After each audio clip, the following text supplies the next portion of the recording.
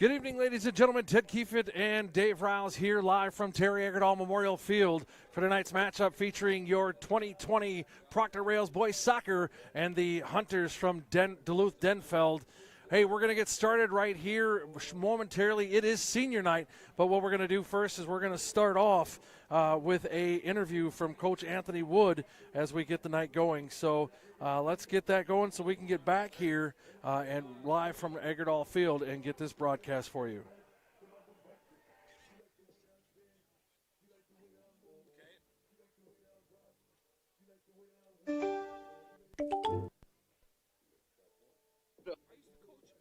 Of our boys soccer team here at Proctor High School. Coach, thanks for taking a few minutes. Yeah, thank you. I appreciate you taking the time. Absolutely. Glad to be here. Senior night here, 2020, which 2020 has been one of those years, right? It has just been, that words can't describe this year. It's, it's just crazy.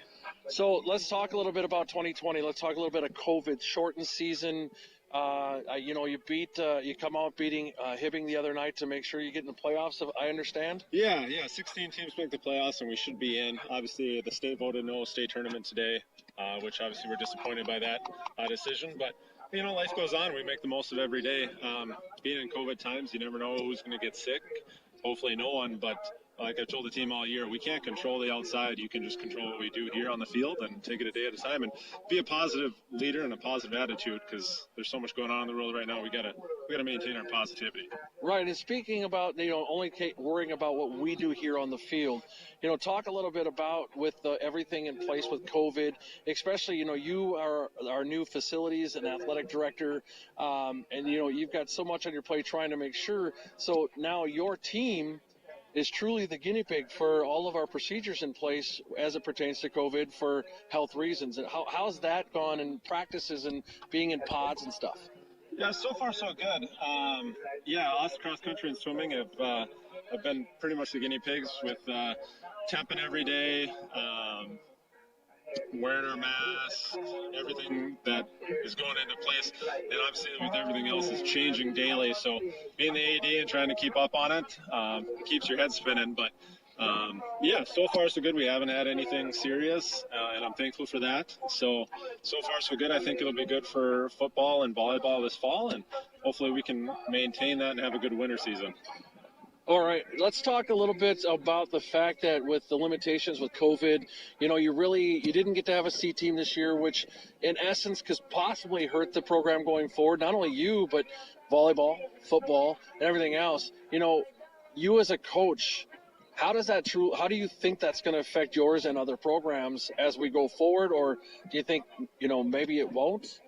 I think it will because normally we have 65 kids, and this year we had like 40. So obviously we had some people that didn't want to come out due to COVID, and that is their choice and they're right. And I hope they come back next year, but it hurts any program when you have 20 kids not show up and play in the fall. So if they don't play this summer, they're going to come back in the fall and haven't touched the ball in a year. I mean, we're starting from square zero again. So it's tough. We're gonna have to find a way to get a few more kids excited about joining our program. Absolutely. So year 6, just kind of take us through from beginning to now, just a little synopsis of, you start to build up, COVID happens. Where's that gone as you saw that ladder starting to be climbed to where we are right now with this 2020 team? Yeah, so, I see it all the time. When we took over, we had about 25 kids. We didn't know if we were going to have just a varsity or JV. And by year 6, here we were with 3 teams, 65 kids. Numbers-wise, we were strong. Our play was getting better. We don't have a lot of kids that play in the summer. We're a team that we've got some athletes and we've got some kids that show up in the fall and play. And we play teams that they have kids play all year long. So our goal is always by the playoffs to be playing our best soccer because you never know by then. But there's no question not having a C team and seeing those kids develop in the fall is going to hurt us next year. But we'll be all right. The state high school is going to 3 tiers, so we'll be in the 3rd tier. We won't be facing the likes of Denfeld and Cloquet and those bigger schools to go to state. So fingers crossed. I think we got a good core coming back next year, and with the leaders we have this year, it's only going to benefit us next year. Well, thank you for that. And last but not least, because I know we only got about 18 ticks left here on the clock before you got to get with your team and get ready. Let's talk a little bit about this season. I know that, or actually not even the season, tonight's game. Senior night, you coming off a win against Hibbing, 8-1, playing a Denfeld team who beat Hibbing 9-0. But also without their star player. What are the keys to the game tonight, and what are you seeing could happen here with that player being out? Yeah, the Keegan's the best player in the area, hands down. It'll definitely affect Denfeld a little bit, but they're a very good team. They've been building to this year to make a state tournament run, them and Cloquet. So it's going to be a tough game. We need to control the middle and defensively keep our shape, and if we do that, we'll get our chances to score. It might not be a lot, but we'll get some, and we got to bury when we do, and you never know from there. Oh, very cool. Coach, want to thank you. You're on. You're on, Dave. Good evening and welcome back. We're going to turn it over now to Dave Riles, our in-house PA for tonight's starting lineups, and we will be back with the play-by-play and color commentary right after that. Tonight is senior night, and at halftime we will be honoring the seniors for their efforts throughout their career. The administration, staff, and students of Proctor High School and the Minnesota State High School League remind you to practice good sportsmanship. Profanity, derogatory comments, or other intimidating actions directed at officials, student-athletes, coaches, or team representatives will not be tolerated and are grounds for removal from this event. Thank you for your cooperation, and thank you for attending today's match. Let's meet the starting lineup for the visiting Hunters. Starting in goal, wearing number 20, Conrad Lazaro. Starting at defense, wearing number 44, Owen Walsiniak.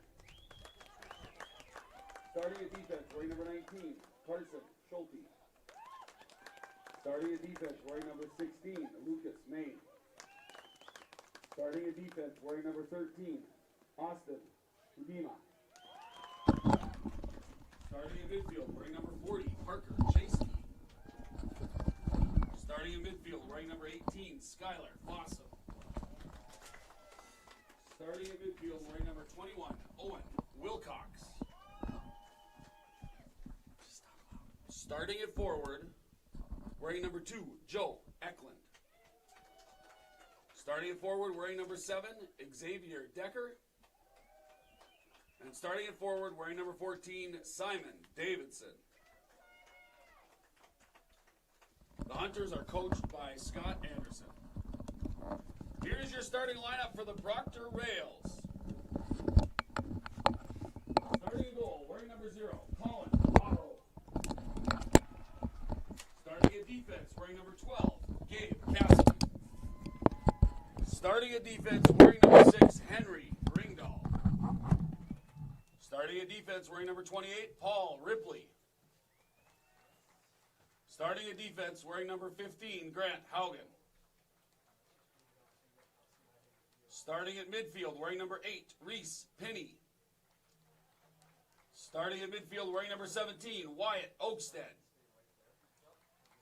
Starting at midfield, wearing number 18, Caden Arango.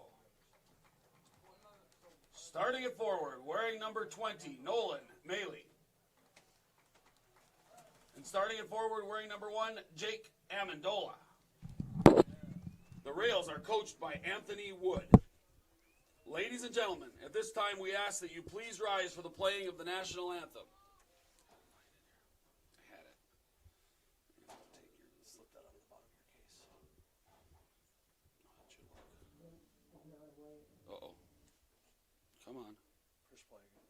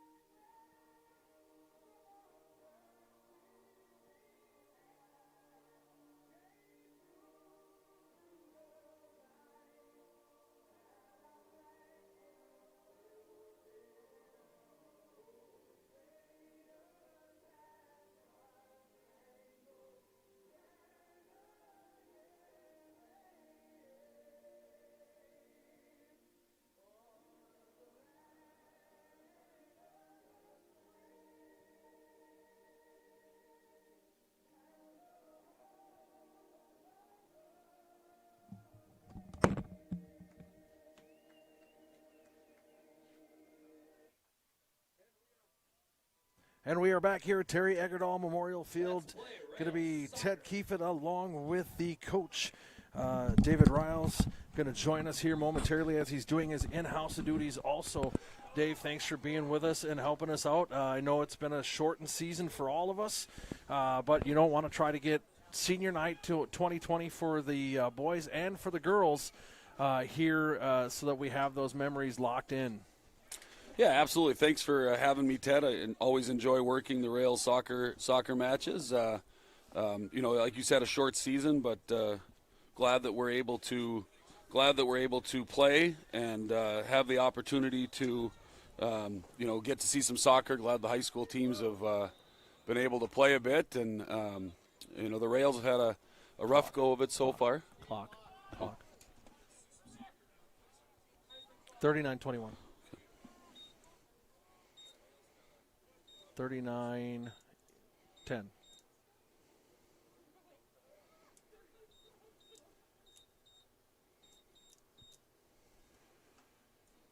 Sorry, a little technical difficulties with the clock. Well, that's us trying to do everything at the same time. 39-15 is what the official wants it put back at.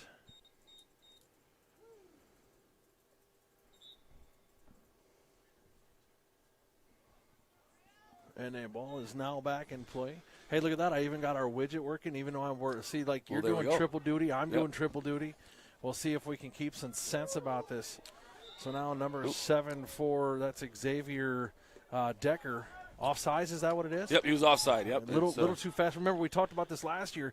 That whole imaginary moving offsides is not something I'm real keen about. Yep, the moving line is, especially for someone who doesn't play the sport, it's hard to figure out. But it's the last defender. Actually, it's the last 2 defenders, but the goalkeeper's included in that. So you can't be past the last 2 defenders until the ball is played. Gotcha. So in that situation, he was just ahead of it.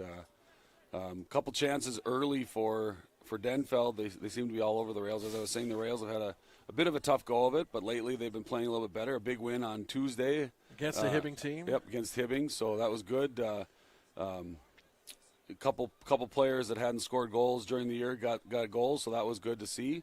Hopefully that carries over into tonight's match. Denfeld's had a fantastic season. Been on a run, a couple of 1-goal losses to East. Gave them good battle both times they played, and then kind of a head-scratcher the other night against Cloquet. They lost 11-0 at Cloquet. Everyone kind of expected that was going to be one of the better matchups in the area, and Cloquet has a heck of a team, but, boy, nobody expected them to win by 11 goals. So right. Well, and hopefully we can see I'm hoping to see something here just because, this same Denfeld, now mind you, their best player's hurt. But at the same time, this is a Denfeld team that beat Hibbing 9-0, and we took them 1-0. So I'm hoping that team of ours from that Hibbing game shows up, and the team of theirs from their Hibbing game shows up, because this could end up being a pretty good game. Yeah, absolutely. Good chance there by Jake Amendola. Just missed with his left foot in on the left side there. Obviously Denfeld, like you said, their best player is out with injury. Keegan Chasty, who's led the area in scoring this year. Fantastic player, plays travel soccer with Gitchi Gumi, and his dad is the head men's coach of the College of St. Scholastica. So, his younger brother Parker is also on the team, a good player. But Denfeld has other good players as well. So, obviously, Keegan being out changes the way that Denfeld's going to have to play, but they're still a very dangerous team. And it's going to be interesting. There, defensively, they haven't been great during the year. Denfeld hasn't, but they've been good enough offensively to make up for it. So, play here in the middle. Paul Ripley on the ball, plays it back to Reese Pinney. Kind of a dangerous ball, but Henry's able to clear it away. Ball out of bounds by the Rails. Be a Denfeld throw going the other direction. So this is our first broadcast RailsTv this year in a year that has been just decimated, whether it be because of lack of internet or lack of students in the building. Jason Nolan with us out here tonight. He's running our camera. Want to thank Jason. This is his first year with RailsTv and his first broadcast. He was just excited to be here. So hopefully he's going to give us some good views. I thought what he did with the national anthem was pretty cool. He got the players and the flag and everything. But hopefully as we go forward here, we're going to have the girls' game. Are you willing to help us with the girls' game next week? Now, mind you, I know we're on air. You don't have to commit. Nobody's going to hate you. I'm more than willing if it works out with the schedule. Obviously, we're, as you mentioned, I coach the women's soccer team at the College of Saints I think Classic. it's Tuesday. Okay, and we are we're in season. We're not playing games, but we're practicing. But because there's high school games going on, I've also been doing a fair amount of recruiting both here and in the Twin Cities. So I'll look at that schedule and I'll get back to you. Yeah, I would absolutely love to do our girls' game. A lot of talented young ladies on our girls' team as well. And they're another team that started slow but seem to be doing really well lately. So that's good, and hopefully they can continue that. Couple of played some tough teams. Played East the other day. It was a good game. They ended up losing, I think 3-0, but it was close to the end. Late into the second half, it was still 1-0. So, hopefully they continue to play well. They have a lot of seniors on that team as well. As we mentioned at the beginning of the broadcast, it's senior night tonight. 9 seniors for the Rails. So, yeah, and it'll be senior night for the girls on Tuesday, and then I was leading into. And then we start volleyball and football. 2 seasons that we here at RailsTv were not expecting to have until spring. And I thought for sure my November through July was going to be nothing but broadcast. But we get to have some football in a shortened season and some volleyball in a short season. And we're going to do our best now that we have some of our equipment back. We're going to try to do our best to try to broadcast most of those games due to the fact, especially with volleyball, that I can't.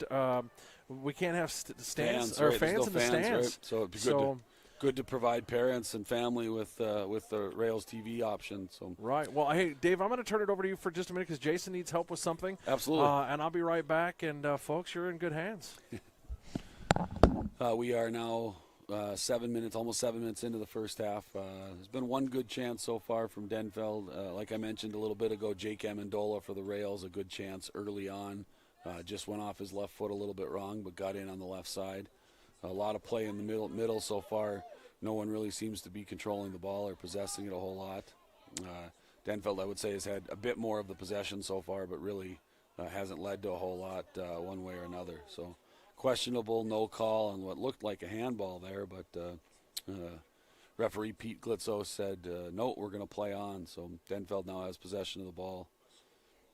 Look to go back. Nice pressure so far in the game by Jake Amendola of the Rails. He's putting in a shift, working hard to try to get on the Denfeld defenders. I just talked about how there hadn't been a lot of possession at this point, and now in the last couple minutes, Denfeld's kind of taken control of the ball. Been the story of the Rails season so far. In the games where they've been able to possess the ball and worked hard to possess the ball, they've had some success. And I'll use the Hermantown game as a good example. Last week they played Hermantown and were dominated the first 25 minutes of the first half, working hard, playing short passes, moving the ball, working hard off the ball, and they kept the ball really well. And then in the second half, started kind of trying to play long ball a bit. Feeling maybe some of the pressure that Hermantown was putting on, but really couldn't get possession of the ball. And that ended up leading to Hermantown tying the game with about 3 minutes left, which was kind of heartbreaking for the Rails, who had led the game since about the first 5 minutes of the game on a great goal by Dylan Halla off the crossbar and in. But that one ended up 1-1, and that was a game, like I said, where they dominated early because they were able to possess the ball. Saw a little bit of that the other day against Grand Rapids, again early on. Created some good chances. First 15 minutes, they probably had 3 great chances and didn't finish one. Again, possessing the ball, doing a good job, and then they decided to go to the long ball, which really doesn't suit the Rails right now.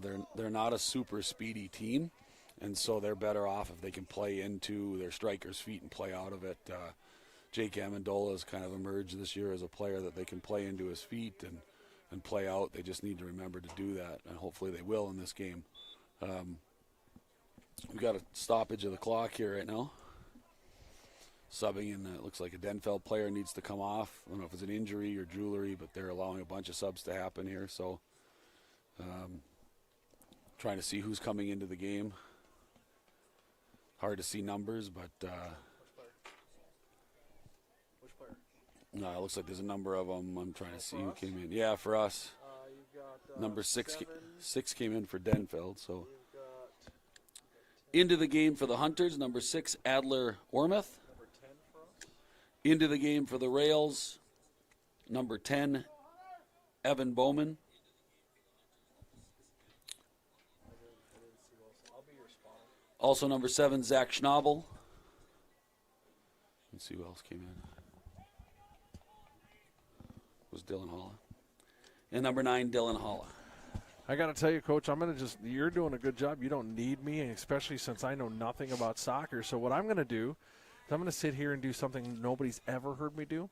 I'm going to be quiet, and I'll be your spotter when people come in. I'll give you your numbers that you're looking for. Appreciate it. That will help. Yeah, I'm trying like Ted mentioned earlier. I'm Either one of us started the clock, though. double dipping. So double dipping, and I'm doing clock and announcing as well as trying to do the play-by-play of the game. So we're working at it. Number 6 for them. Short-staffed, but that's all right. We'll make it work. As Ted mentioned earlier, we're just excited that we finally have an opportunity to have the game on RailsTv, and everybody's happy to have the opportunity to play. I think if we give them an extra minute on the field, they'll probably I don't think they'll be mad. Yeah, I don't think they're going to be upset. Getting extra time in a shortened season is always a good thing. So the fans sitting in the seats that are cold, right, they might not be happy, but I don't think the players and the coaches are going to be the unhappy. Players won't mind, no.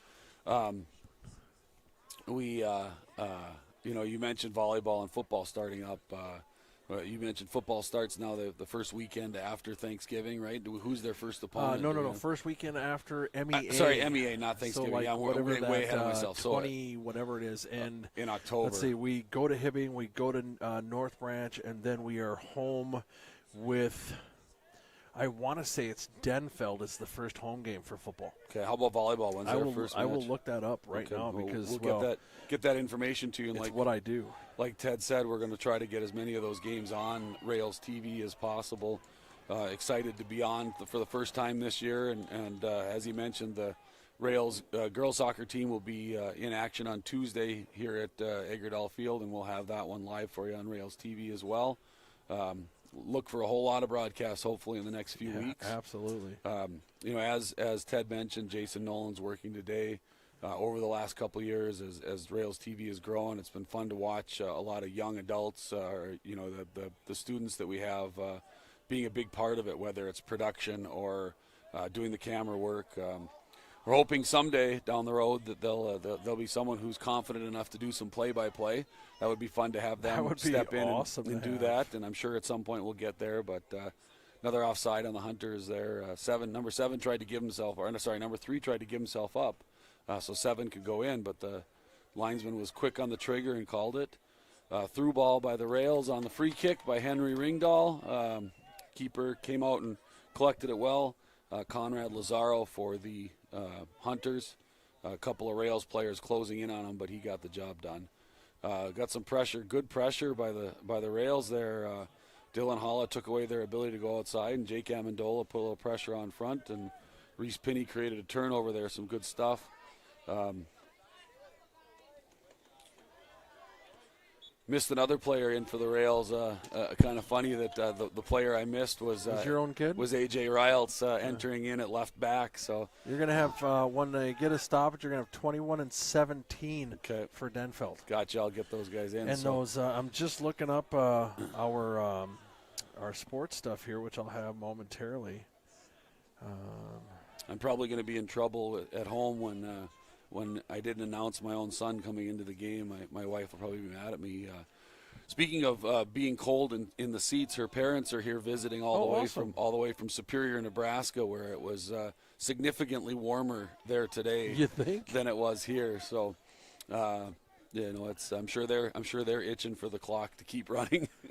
Although I'm sure they're also happy that their grandson is in the game. Right. So this is how that first setup looks. I was right. Football, it is Hibbing, then at North Branch, then home with Cloquet. Then we are away at Duluth East, home with Denfeld, home with Hermantown.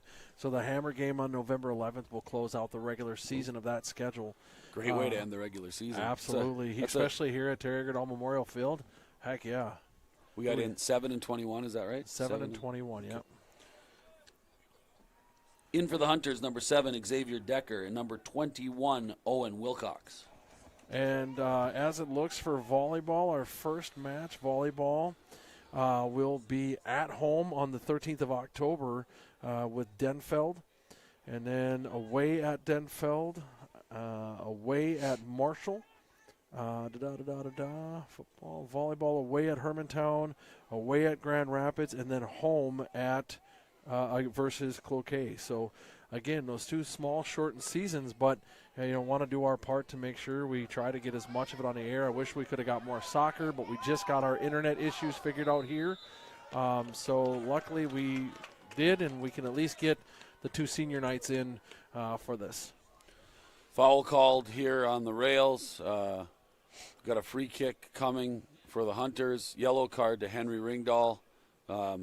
It wasn't a violent tackle, but it was what they'll call a tactical foul. The referee felt that he made the foul intent on stopping the player from getting in on a breakaway. So the Rails' Henry Ringdahl, who's been an anchor defensively, will have to step off the field for a couple minutes. I'm sure the Coach Wood will give him a quick breather and a drink of water and then get him back into the game as quickly as possible here.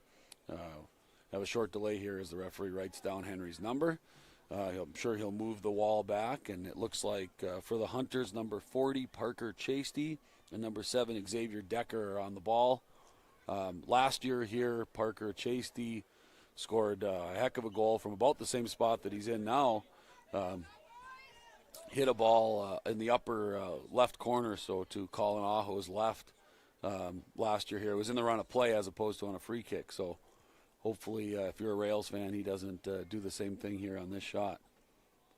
Got some discussion going on between the linesman and the official as to what we've got going as far as whether or not it was, I'm guessing they're discussing whether or not he was the last defender and if it should be a red card instead of a yellow. I'm hoping that they make the right decision and stick with the yellow card. And play. Looks like that's what they're going to do. Looks like they're going to do. At least they had that discussion. It's always good for the referee and the assistant referee to have a discussion. Giving a yellow card here to a Cloquet player. To a Denfeld player here. Or a Denfeld, yeah. Yep, trying to see the number, but looks like we have another, I don't know what. So maybe I was wrong on what the discussion was with the linesman. It's going to be number 15, it looks like. Something away from the play, so we've got a yellow card on Hunter's number 15. 15. No, hold on 1 second. It is 19. 19, which is Carson Schulte. So don't know what happened there, but 2 yellow cards on 2 separate plays. Neither of the players were together. So looks like Henry Ringdahl is immediately going back up to the line here. He got a little extra time to get his drink. Free kick into the wall. Into the face. Blocked by Zach Schnabel. That's what the wall is supposed to do, even though it doesn't sound like a whole lot of fun. So Zach did his job. Coach, I've always wondered, why do they only cover their bottom half? Subbing into the game, Henry Ringdahl. They always cover that lower half. Why can't they do like this? Yeah, some do. I've seen it before where some do. Looks like we got a couple of, looks like Kobe Mannanen and Grant Haugen coming in for the Rails. Are they going to let him in? Are we stopping the clock here? Did he stop it? I didn't see a stoppage of the play or stoppage of the clock. The RailsTv clock still ticking. Want to thank subs in here. Want to thank Tim Roweeder for checking out our broadcast to let us know what the sound, what the video was like. Thank you, sir. Appreciate you. Subbing into the game, number 15, Grant Haugen, and number 23, Kobe Mannanen. Tim, can't wait till you get up here and we can do some football together. Missed that last year with you coaching instead of here. Even though in a shortened season here with that also, it's going to be a blast to be back in the booth with Tim Roweeder because, boy, we get to giggling and rambling and people make fun of us, and I'm totally okay with it. Some good possession here by the Rails. Reese, Pinney, A.J. Riles, Kobe Mannanen. Nice little play. Unfortunately, A.J. tried a ball down the line to Dylan Holla, and it just went off the outside of his left foot and out of bounds. But Rails did a nice job there. About 7 to 10 yard passes there in a row, which is what we talked about earlier that the Rails really need to do if they're going to be successful. Good diagonal ball over the back by the Hunters. Missed by good defense. Yeah, missed at first by the Rails defender, but got up quickly, recovered. Now they're on the counter. The very speedy Grant Haugen into the corner. Ball played away by number 44, Owen Welchinski. I'm going to open this so I can see through here because I know that print is small because our director of facilities, he thinks that we can't print the rosters bigger than that. Yeah, us old guys, we can't read them. I need cheaters. I think cheaters on top of my contacts. Ball at the top of the box with Dylan Hall. I tried to play it back to Kobe Manninen. Got away from A.J. Riles. Plays the ball in off of Grant Haugen. And now Denfeld's turned it on the attack. The Rails need to find a solution for number 7, who keeps checking back into the midfield and receiving the ball and playing some nice balls through. If they don't sort that out, eventually it's going to be something that gets them. So you can see it up there if you want to. Oh, there we go. Or there too. Look on the. I've got monitors everywhere here. Monitors to the left of you, monitors to the right. Here we are again, stuck in the middle. State of the art. I forget that we've upgraded to a point where we've got high quality stuff. We've got two monitors plus the production screen, which also helps. And I got to tell you, this is somewhat soccer related, but just more for our broadcast stuff. You know what the Perkin grant is. Yep. We just got approved today or yesterday to remember. I don't know if you remember last year we had some issues with cameras with not being able to focus right. We had some older cameras. Sure. But we just got approval, and hopefully next week we'll be able to order 2 brand new cameras that will allow us to do what we do way, way better. Awesome, that's fantastic. And you were showing me the new soundboard and the fact that we have the ability to use Bluetooth to play stuff. The interview you played at the beginning was taped on your phone and then brought in Bluetooth. We were able to do that well. We were still playing music over the loudspeakers. So a lot of enhancements in this, in the RailsTv and the audio visual department continues to grow at Proctor, which is excellent, especially as we talked about in this time. It's really important and valuable that we have the opportunity to do RailsTV. I don't know if you've heard yet, but it was announced today that hockey. I haven't heard about basketball yet, but hockey is going to start. And of course, we're in the Northland, right? So hockey's king. Hockey already started, but the season will start. Right. People want to hear this, but it's not going to start until November 23rd, with an 18-game schedule starting first week of December. But most importantly to fans, like volleyball, is going to be currently looks like a corner coming up for the Rails. Oh, great play by number 44. Kept it out for just a throw-in, although if they bring up Henry Ringdahl, and they did not, but if they bring up Henry, he's quite the threat. The tackle in the box. Reese Pinney went down, but no call. Referees being hassled a little bit by the Rails, questioning whether or not that was a penalty, but no call. But it went out, and it'll still be a Rails throw-in. Yep. Anyway, what I was going to say, ball's on. Oh, just underneath Grant Haugen, ball played in there by the Rails. Like I said earlier, Grant's speedy little guy there. Does a nice job to keep it in, but it's a turnover.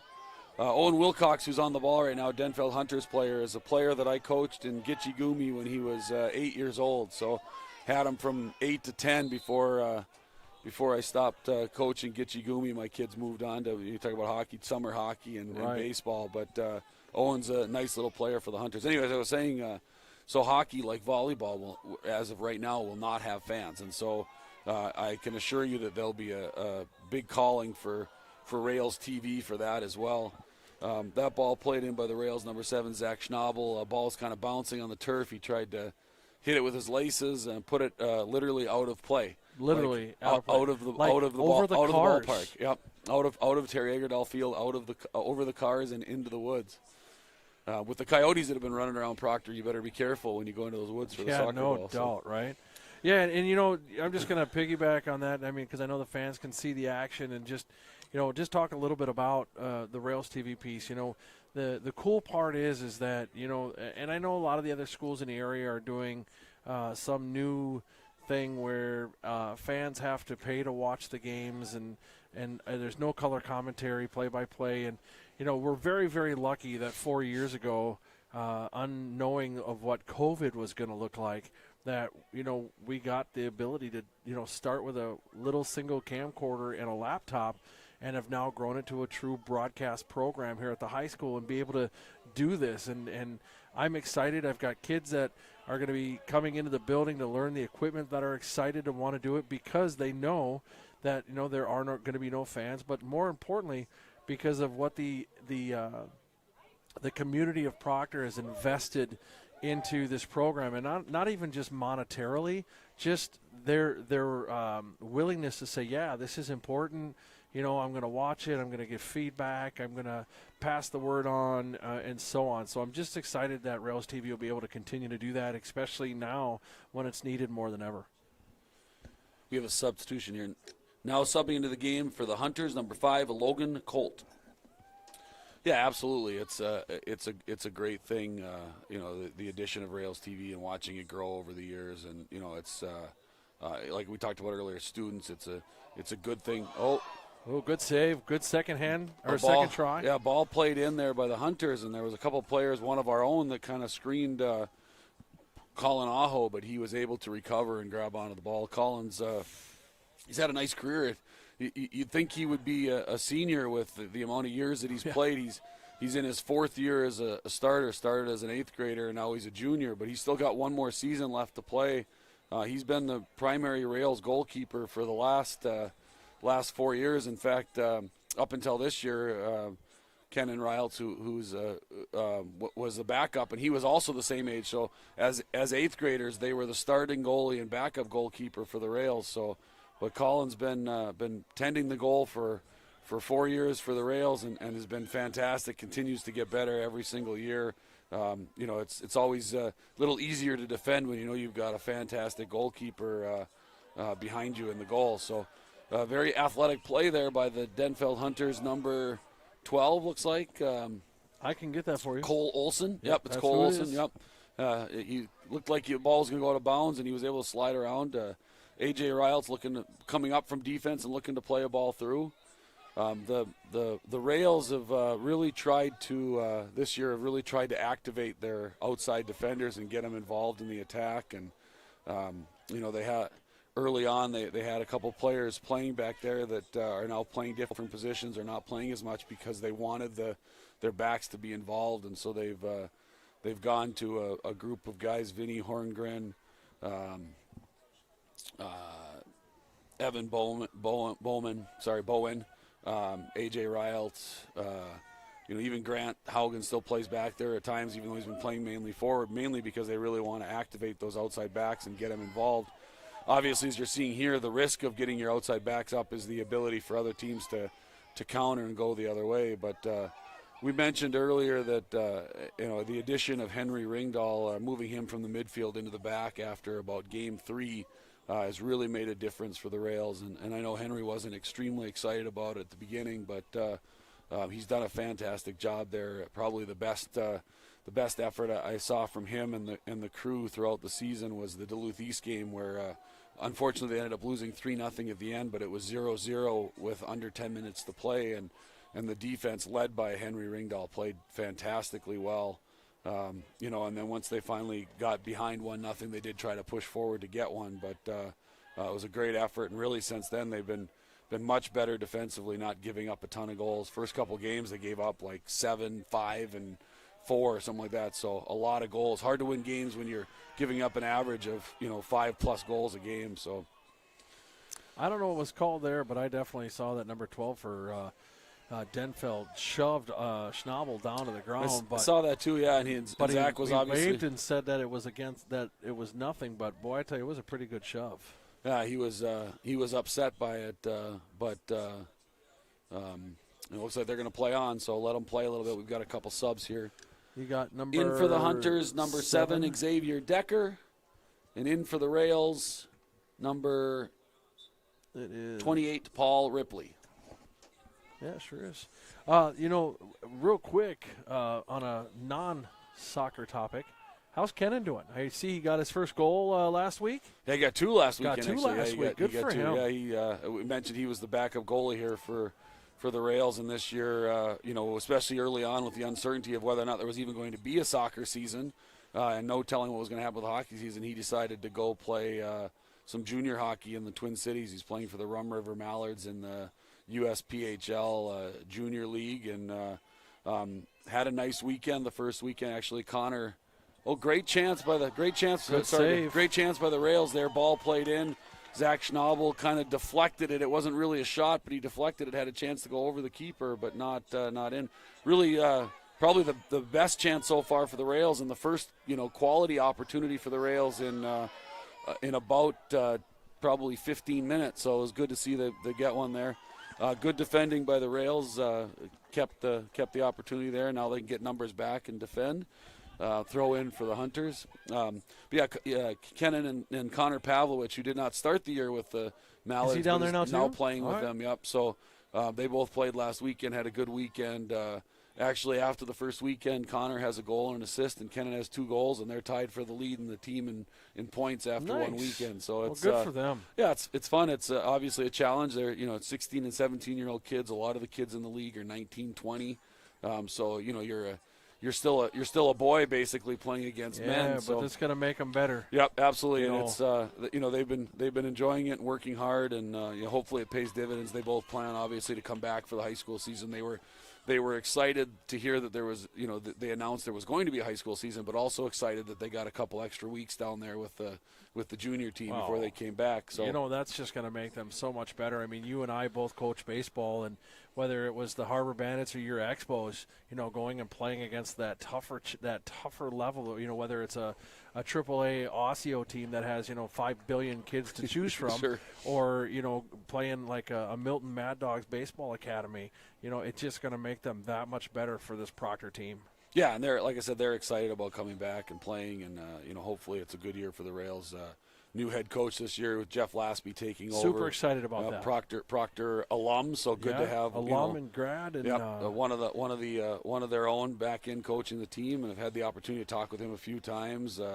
He's done a good job so far. Obviously, in the summer they were able to get some skates in. He got the job a little bit late, was able to get in there and work with the Rails a bunch, and so I know he's excited about what that is going to bring. 18 into the game for the Rails, number 18, Caden Rengo. Yeah. So it'll it's the numbers aren't great, but there is some talent there, and Class A hockey, if you can put together 2 good lines and a third line that works hard and has a great attitude. There's opportunities there, and so we'll see what happens when they get going here. It'll definitely be a tough road for the Rails because one of the things they talked about was conference and section-only games, and the conference has been hard on the Rails the last few years. Super hard. And the addition of Grand Rapids this year into the conference doesn't make it any easier. You now have 2 AA schools in Grand Rapids and Cloquet, and let's be honest, Hermantown's right there. Absolutely. When you have players coming in every single season to the team, it's really it's not like your typical small town single A school. So you mean Benilde North? Yes. All right. So you've got you've got really 3 teams that are double A type teams that you're playing against. And now there's talk even this year with the having to play in region. They might have a game against Duluth East, which would be interesting. It's been a lot of years since the Proctor Rails have played the Duluth East Greyhounds. Stop that clock. Yep. Got an injury, so just quick at halftime. We're about 10 minutes away, but halftime we're going to replay the interview from Coach Anthony Wood just for the fact of we had nobody watching at the beginning. We got 4 people watching now. Good. So people are spreading the news that we're back and that we have the way that we're going to be broadcasting again, so that's super exciting, and we'll share that interview from Coach Wood. Also, stay tuned at halftime. We'll have the we'll do the interview after senior night. No, so we have 9 seniors for the Rails. Really excited about the efforts they've put in. They've really helped the program grow. Help the identity of the program. We have a sub in. Yep, we have a sub. Looks like. right here. If Trying I to could see the find- number. What is that? 20. Turn a little more. Yep, 20. 20. Okay, so Boy, those dark numbers on that dark jersey. that's tough. I got to have a conversation with Anthony Wood. Into the game for the Rails, number 20, Nolan Maley. Somebody came in for Denfeld, but I missed it, so that's all right. They'll survive. Yeah, that's why you're at home. We missed one early for the Rails too, so it Yeah, all we balances out. Corner kick here for the Hunters. This might be the first corner of the game. I'm trying to think if there was. It one is. earlier. Nope, Yeah, it's the first one. So Rails go short, but Dylan Holla did a nice job to break it up there.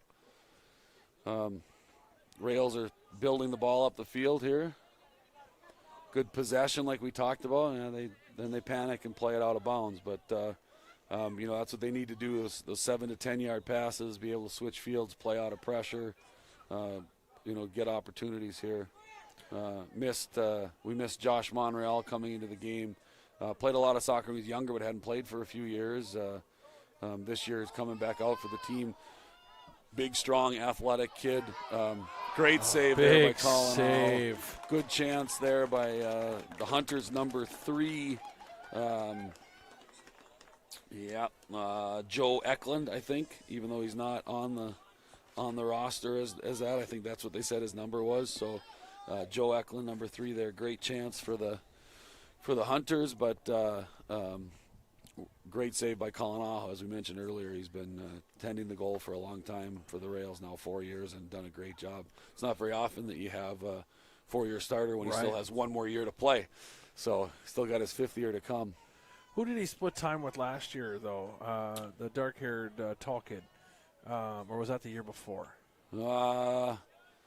When he was an 8th grader, they had, I can't remember who it was, so that was 3 years ago. Was that really 3 years ago? Yeah, they had someone else, but it was after about about the halfway point, he took over the Yeah, and then he went and played for Woody at LSC. Yep. I can't remember. Yep. Yeah, I feel horrible that I can't remember, but I know it'll come to me at some point, but we got to get some fatigue mats in here. yeah. Oh, good ball across, cleared away by the Denfeld Hunters there. Reese Pinney, always dangerous. Reese also plays. You talked about Keegan Chasty for the Hunters. Plays Gitchigumi. Reese Pinney also plays on the same team. He and Keegan have been teammates together for a number of years. Within Gitchigumi, there's a number of players here that play in the Gitchigumi Soccer Club. Gotcha. So whether they're on that team or they're on a younger team, but there's some good teams in that club and some good players out here that play with those guys. There are also some good players out here that don't play in those clubs, and so that's just the way it goes. It's especially at schools like Denfeld and Proctor, small schools. You've got some players that are multi-sport athletes. We've got a number of hockey guys out here as well, and a few baseball guys on the soccer field. I know that there's a couple of Denfeld names that I recognize. One of them that had a nice season for the Rails last year, or for the Hunters last year. Sorry, Simon Davidson was part of their team that made a run to the section final. So, there's some players doing both, which you love. It's it's harder and harder to find kids that play multiple sports, but 2 schools here where you've got a number of kids that are dual sport athletes, which is good. Good for kids to have that opportunity. Got some subs here for the Rails. Let's see, you got numbers here. Wyatt Oakstead. Into the game for the Rails, number 17, Wyatt Oakstead, and number 28, Paul Ripley. I think I had Josh Monreal come in. When Josh Monreal came in, I thought it was Paul Ripley. So, again, those numbers, we got to talk to we got to talk to Woodrow, the talk athletic to the director. athletic director, right? Say, hey, what the heck, man? Get him to get on that soccer coach. So, for those of you who don't know, they're one and the same, the soccer coach and the athletic director. Anthony Wood taking over as the athletic director this year. First year, been heavily involved in Proctor athletics, whether it was coaching soccer or assisting with a high school hockey team, running the arena. Instrumental in the we got a chance here for the well done block there by looks like Gabe Castle. No, Kobe Mannon, a nice defensive play and then Colin Aho came back and got the ball. Foul on the Hunters number 16, Lucas Main, and now the Rails will have a free kick. But Anthony Wood played a big part in the renovation of the old arena. For those of you who don't know, the old hockey arena was gutted. The boards were taken out. Proctor Turf. Tons of work done there, and now it's the new Proctor Turf facility, which is fantastic. See the new sign is up? Yes, I did. I saw it. Looks great. It does look great. Yep. Yeah, wall-to-wall turf. You'll play soccer. They've got lacrosse. They've got baseball. It's heated in there. Yeah, for those of you who were in there in the past when it was brutally cold, it is no longer brutally cold. It's actually pretty comfortable in there. In fact, last year when it was very cold, last year was very cold outside. We were in there with the St. Scholastica soccer team, and there was some craziness going on the field, but they got it sorted out. I thought maybe we had to stop the clock, but we didn't. Did too. Anyway, it was nice and warm in there. I was down to short sleeves and shorts. Yeah. It's never would have thought that I ever would have been in that arena wearing short sleeves and shorts for anything. Yeah, no doubt. Yeah, I was over there a bunch of times, and I'm thinking, wow, that metal building and how cold it was. Even up in the scorer's box with heaters, it was still cold. Oh yeah. And you weren't even ice level. No. You were like that whole stuck in the middle again thing. Yep. But yeah, he's done a fantastic job, and I can't wait to see what he does. As he moves forward.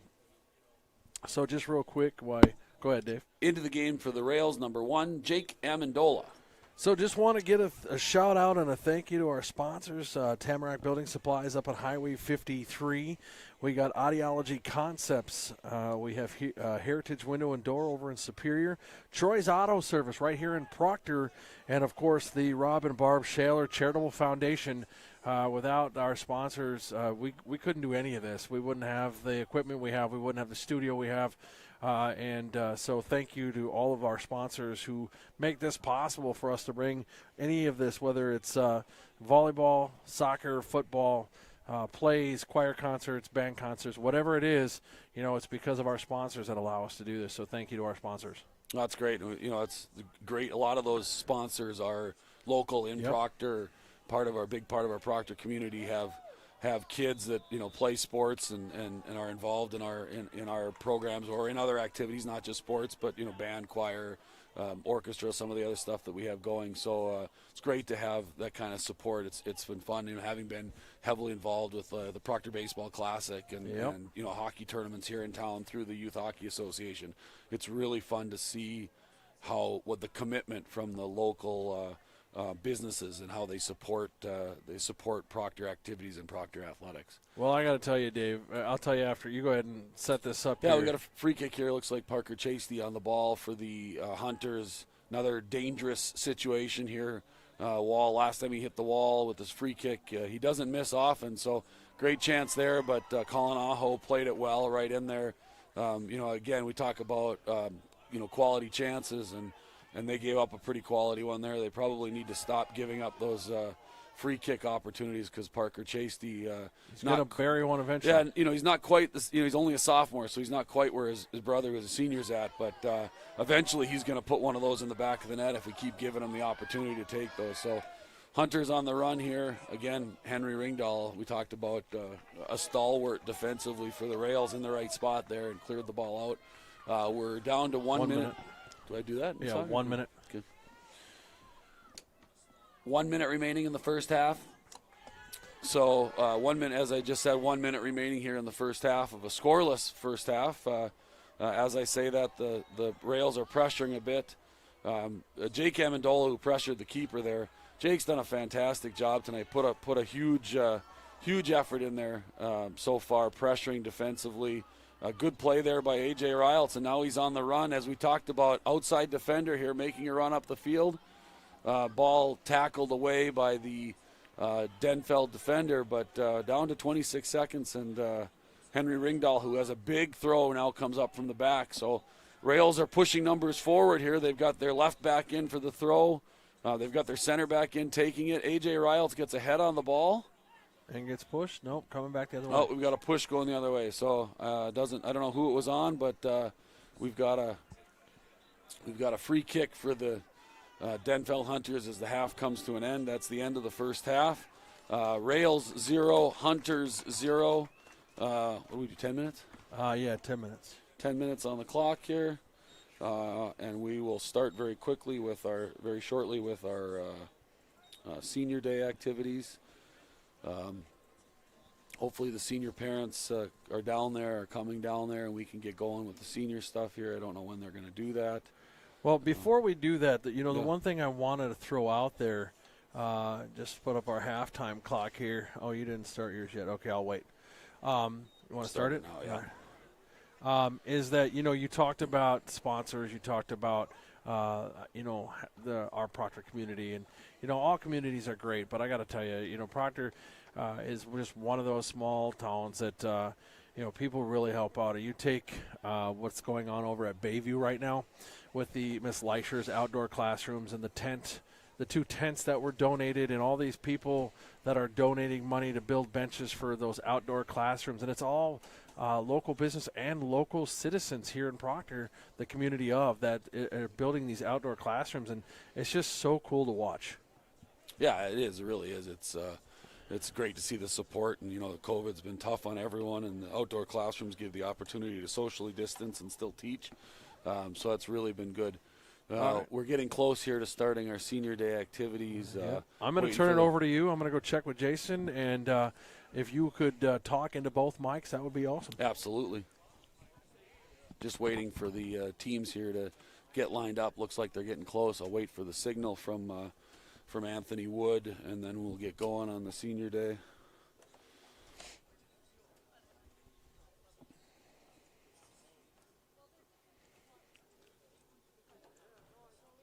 Ladies and gentlemen, at this time, we would like you to draw your attention to the corner of the field by the Hilla building as we recognize our senior athletes, our senior soccer players, for their efforts, and their parents for all of the support over the years. Fantastic group of 9 seniors. I've done a lot for the soccer program over the years, and we're very happy to recognize them here tonight. First player that we will recognize, senior Paul Ripley. Paul is with his parents, Jim and Tanya Ripley. Paul is a defender, although over the years he's played multiple positions. Paul's favorite hobby is golf. His favorite soccer memory is being told to be better by today. Or by Tony, sorry, by Tony. His future plans are to attend college. His advice to players are to yell good ball at everything, and his final words are roll tide. Thank you, Paul, for everything you've done for the program.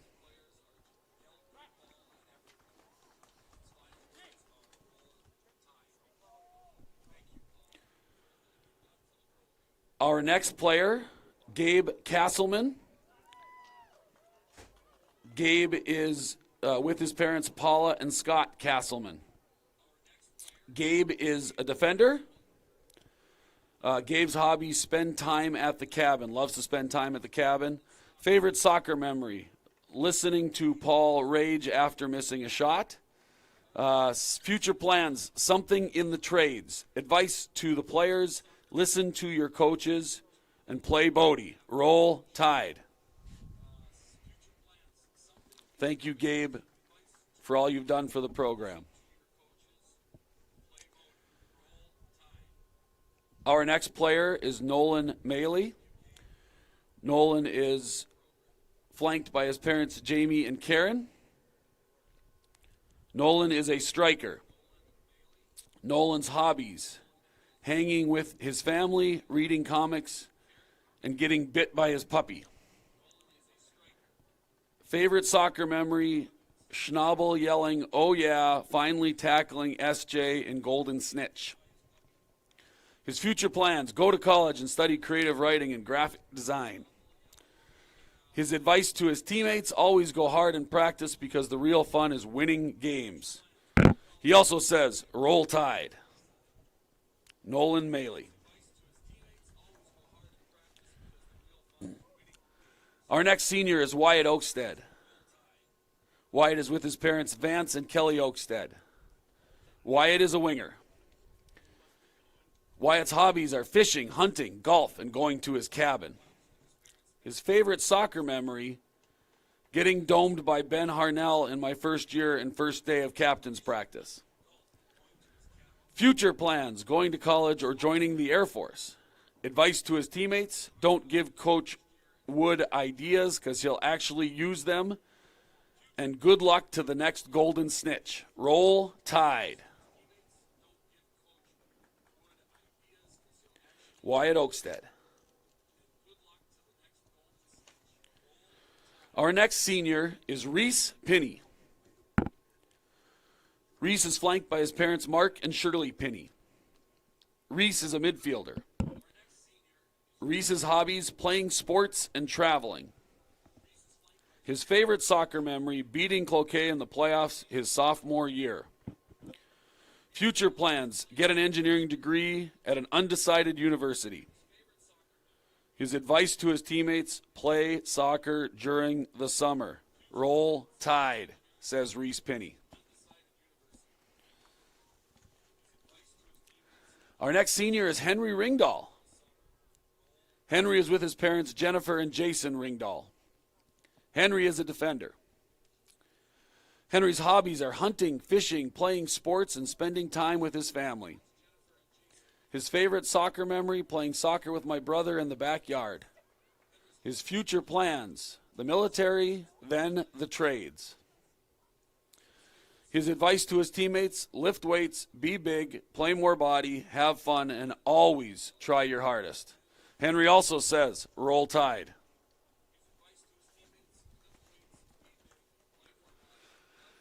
Our next senior is Ethan Carlson. Ethan is with his parents, Kristen and Jim Carlson. Ethan is a center midfielder.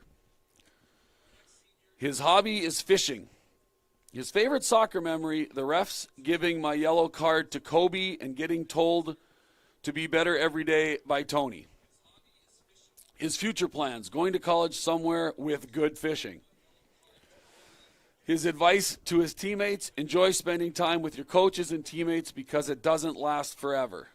Ethan also says, roll Tide.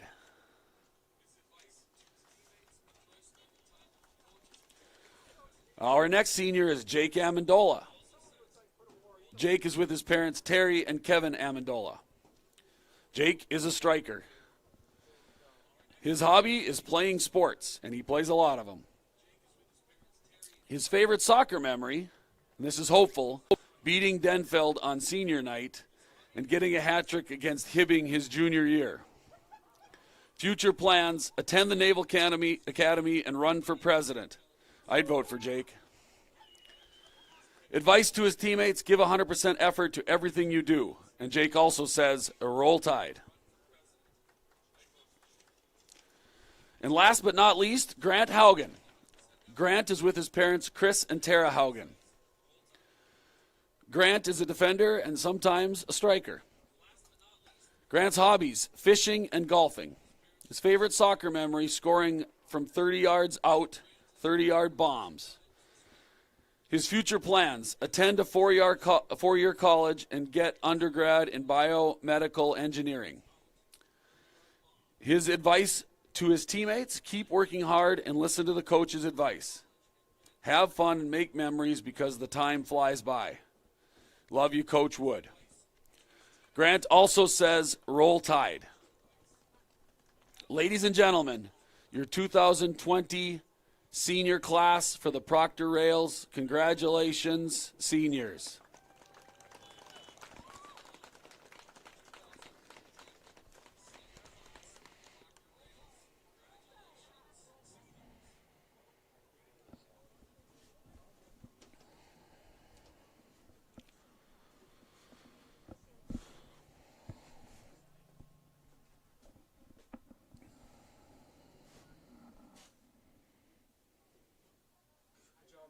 Thanks.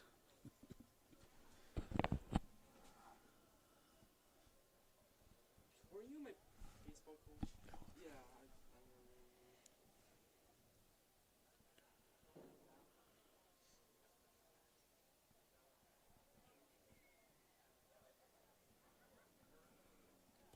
music here. I think we're still on here, so.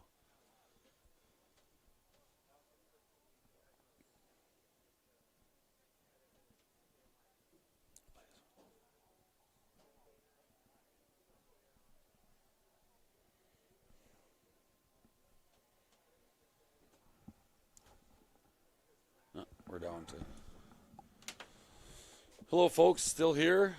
Sorry, there's a little delay there. I was trying to get some music going, but I don't think we're going to be able to get some done here before we enter the second half here. Good first half. Went both ways. A lot of good stuff. Both teams created some chances. Rails had a couple good ones towards the end. I would say the Hunters probably had more chances, especially early on in the half. But both teams came away scoreless in this game, and we're about to start the second half here. We've got some couple changes in the lineup. Looks like Proctor's gone with a more traditional, what they've been starting with most games. Obviously, the start of the game, they went with a senior-laden lineup. What? But we don't like seniors. But now they're going with a more of their traditional lineup and some of the players that had played regularly for them. Like I said, 0-0 halftime score here as we enter the second half.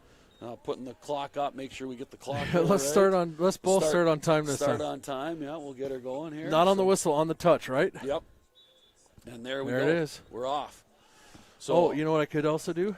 I'll find the half here. We get half plus one. Oh, look at that! I did period 2. Look at that. Oh, nice. Nice. I don't know how I'm not getting second half up here. Dude, we have 6 people watching, and nobody knew we were going to do this tonight. You don't understand. This is cool. That's really good. That's really good. If I know, I just got to figure out how to get it so we get the second half. But I tried half plus one, but it didn't work. But that's all right. We're fine. People will know we're in the second half. Those that have been here and those that are watching will see it on your edit half. We'll go 2. Enter. Nope, didn't show up, but that's all right. We're okay. tried. People here know. We've got. If they tune into RailsTv, they'll know that it's the second half. Yep, they will. Yep. Grant Haugen made a nice run down the line, but then was dispossessed, and here come the Hunters back the other way. Good defense. Yep, that was A.J. Riles there, kept the ball in play, and then played it off the defender. The Denfeld player took it back. Good battle there in the corner. Ball crossed in. Ball still in the box. Dangerous ball. 6 yards out, but luckily Denfeld player fanned on the shot. There was a bouncing ball inside the box. Not your ideal scenario, but luckily Colin Aho was able to get his hands on it, and we were able to go from there. So. That's the problem. It got warm in here, but then we let the heat shut off. Oh. I was wondering why it got cold all of a sudden in here. Yeah, it was chilly. Where did the heat go? I didn't realize it was on a timer. Otherwise, I would have cranked that thing on again. So. Yeah, they went timer-wise. That way someone like me wouldn't leave it on and leave and have that winter heat bill. Yep, there you go. There you go, or burn the place down. Well, there's always that piece, too. Hey, real quick, before I let you take back over again, want to thank our sponsors. We want to make sure that Tamarack Building Supplies, Audiology Concepts, Heritage Window and Door over in Superior, Troy's Auto Service, and again, of course, the Robin Barb Schaller Charitable Foundation. Thank you to all of our sponsors. Thank you to those that are tuning in, watching. Didn't know that we were going to have a broadcast. We're able to get some internet working over here at the Eggerdahl so that we can actually do this, and we look forward to getting more games. We got the girls' varsity senior day next week, and then we'll start into volleyball and football. Yeah, absolutely. Couple of chances for Denfeld, but Colin Aho came out nicely on a play there, and now the Rails are back in the Hunters half. Big throw in here, Henry Ringdahl, who we talked about before, coming up to make a big throw here. He used to play in the midfield and throw all of these balls in, but when he moved to the back, he doesn't come up all the time. But trying to create some scoring opportunities. He's got such a long throw that it's almost like a corner kick there, and it's created some scoring opportunities in the past. Jake Amendola, who I mentioned earlier, has been playing really well. Ball got touched out of bounds there, but he's been all over the field tonight. he's come ready to play. So really good stuff. You look cold, Dave. I'm a little chilly. I'll get there. You want me to put the windows in? Into the game for the Rails, Wyatt Oakstead. You need me to put those windows in? No, I'll be good. You sure? Yeah, All I just right. got to get going again. Because we can just turn the light off, and you'll be able to. No, we're good. The heat's on, and I like I can feel the, it already. I like the feel of being fall close on to the your- close to the action here. It's good. It's good to be a part of it. Good tackle there by Reese Pinney. A great shot. Oh, just missed the goal. He missed the goal by about 1.5 feet. Yeah. We jumped another. Oh, we got 7. We got 7. He's giving me hand signals. I didn't know what he was giving me here. I didn't read the playbook before, but we have 7. Is it sad that excites me that much? 7 viewers. No, that's great. You got to start somewhere, right? Man. First broadcast of the year was not announced as a broadcast, so the fact that we've added got to 7 here is really good. Rails putting some there. pressure on Yeah. at the start here. A couple of chances, balls in the box. Weren't quite able to get a quality shot out of that, but anytime that ball's bouncing around in the box and you've got opportunities there. Oh, we're up to 8. Boy, we're just rolling here. We'll set a new record pretty soon here for soccer. Another good throw by Henry Ringdahl. Ball's in the box. Zach Schnabel was on it. Just tried to play it back to Reese Pinney and missed, but good defensive play there by the Rails. Back on the ball again. Good play. See, they're playing they obviously That talked at 10-yard halftime. piece you were talking about. Yep, 7 to 10 yard passes here. It's, See, you don't think I listen to you? yeah, that's good. I'm glad somebody does. I do. So Oh, we went down to 7. I'm hurt. that's okay. They'll come back. All right. Can't take it personally, Ted. It hurt So- my heart. A good attack here by the Hunters. A guy with pace going at A.J. Riles, but tried a fancy back heel and played it right to Wyatt Oakstead. Again, Jake Amendola coming back into the midfield and getting on the ball, doing some good stuff there. This 10 here is kind of come out in the second half. Who is that, number 10 for the Nick Budney? Didn't really call his name or hear much of him in the first half, but boy, he's come out as a spark plug here and created a couple of good chances for the Hunters early on. We've got a throw here for the Rails. Henry Ringdahl's going to throw it in again. Hey, I also want to just throw out again, Jason Nolan here doing camera for us. His first night in his first year with our program this fall, and his first broadcast, and he's pumped. He's excited to be out there, and hopefully folks will enjoy his camera work, because what I'm watching, I think he's doing a great job for never have done it before. He took great direction. He's doing just a phenomenal job for us. Oh, it's excellent. It's been a really good job so far. In fact, Jason and I had a brief conversation after I was done. Oh, good chance here There it for the is. Rails. Loose ball. Loose. Still loose, but And he picks it up. the goalkeeper for the Hunters, Conrad Lazaro, was able to hang on to the ball. A couple good chances here. The Rails have come out in the second half and put some pressure on it. Back to Jason Nolan. We had a brief conversation. Took me a second early on, and then him a little bit too. But I coached Jason a few years back in baseball. I was a baseball player there for a while. So, not only has some talents with the camera, but also was a talented baseball player back in the day. So it's good to be, we talk about multi-sports, but, people that have multi-skills as well. So, but he's done a great job so far, and, it's not easy. People all the time talk about, they watch the game and they get frustrated if they don't get this angle or that angle, and those guys are professionals. And here Right. you've got someone who's just learning how to do the job and done a tremendous job so far. So really impressive stuff, and you make sure you keep him on the payroll Gonna as you do go my forward. best. So. Wait, I got to pay him? Wait a minute. Okay, anybody out there want to add sponsorship? to Yeah, help more pay? sponsorships. Hunters are in behind here. Semi breakaway. Oh, Goes wide. Colin Aho does a nice job coming out and disrupts the player, and he just kicks it wide. But we do get a corner kick for a delayed call there, but we do get a corner kick for the Hunters. The attacking player kind of tried to sell the referee on it and finally did. So, what was I going to say? The Hunters player kind of sold the referee on, hey, this is a corner kick. So then he pointed out to a corner. So now they have a corner kick. Corner kicks are pretty dangerous plays, and it's kind of been a an Achilles heel for the Rails throughout the season, giving up some goals here on corner kicks during the season. There's another Good work chance defensively there. Well, a Denfeld player, I think, kicked it into another Denfeld player, but, it works. Whatever works. Hey, better lucky than good. Yep, but they got her out, so yeah, I just got a text that the roll tide that you heard a number of times during the senior thing. I wasn't quite sure what that was about, but Well, I know what it's normally about, but what is it about? well, Tony I Tony can live with Macklow, that. who was their assistant coach, who unfortunately very, very suddenly and sadly passed away About a month ago? Yeah, I'd say about 3 weeks back, I think 3 to 4 weeks back. Heavily involved in the program for a number of years. Big part of helping this program develop and grow. Big part of Colin Aho Exactly, having yeah. the success that he's had. Loved by all the players. Really well respected, knowledgeable. Coach Wood's best friend? Yes, yeah, they say very tight with Coach Wood and player. Like I said, I can't say enough times how much the players really loved him.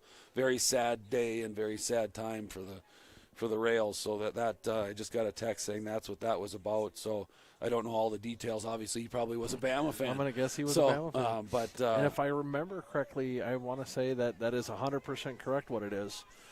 So yeah, all 9 seniors had put that at the end of their statement, Roll Tide. So it says a lot about how impactful Tony was to them.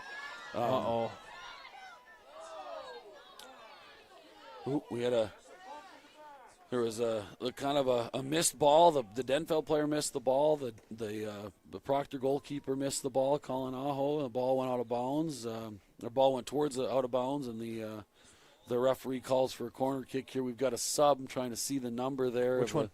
Player Right jogging in here. Yep. For the Denfeld Hunters, once we get his number, we'll call him in here. Looks like 45. 45. We'll see if he's on the roster. I didn't see a 45, so JV player maybe looking down the roster. Yeah, well, I don't see a 45, so he doesn't get to be called in. Some Whose interesting. fault is that? I don't know. Some interesting numbers the Denfeld players have. Oh, goal scored there by number 44. Again, off of corner kick. They didn't quite clear it out. And number 44 for the Hunters was able to put the ball in the back of the net. So,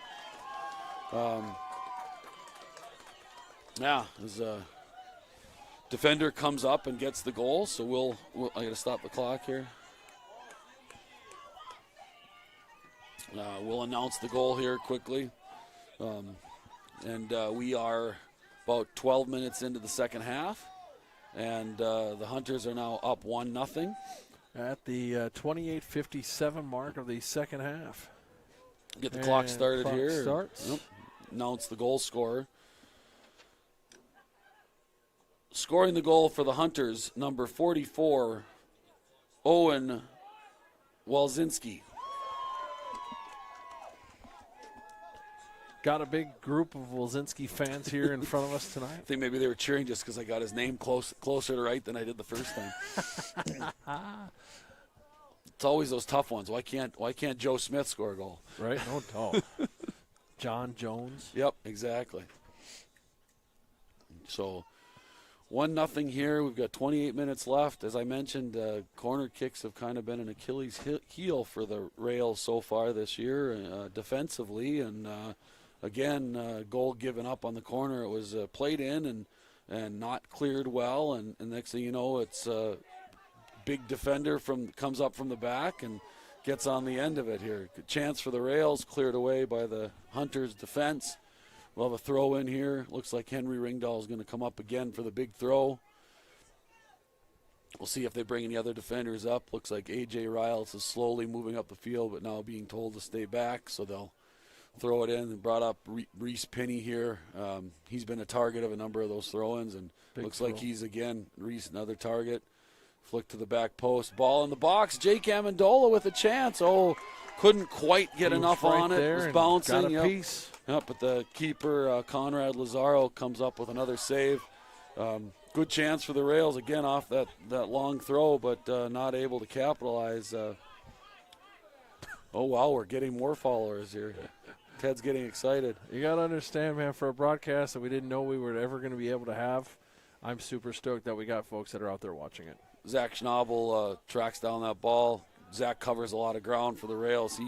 He's one of the guys that had struggled, created some really good chances early in the year, but was unable to put the ball in the back of the net. And the other night against Hibbing comes out and puts 3 away in the first 10 minutes of the game. So that was really good if you're a Rails fan to see him kind of get that goal-scoring monkey off his back. And, boy, it would be nice if he could get one here and get the Rails back into it.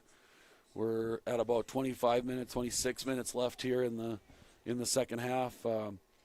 Unfortunately, even though the goal was scored by the Hunters there, I would say in the first 10 minutes of the second half, the Rails had definitely the better of the chances, but gave up 2 corner kicks in a short amount of time.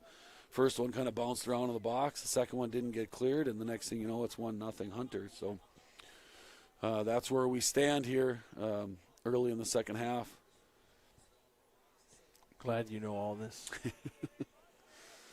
As we talked about, the Rails did come out, playing some short passes and moving the ball a little bit better. Hopefully they can continue to do that. The hard part is you get down a goal and you want to push the panic button and go back to what you were doing before. Unfortunately, what they were doing before wasn't working. So, feel the balance now? We need, yeah. It's.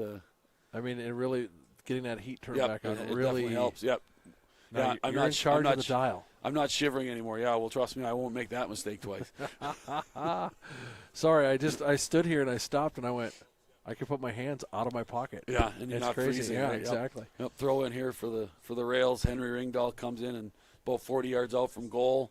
You throw that ball about 25 yards. The ball off of a player. Another throw in for the Rails there. Deflected first by looks like Kobe Mannon and then off the Denfeld player. And now we've got players coming forward here for the Rails. It's almost like the equivalent of a corner kick here with how strong he is. It is really, really good opportunity, and we've had a couple of balls jump into the box, and a miss clear there on the first time.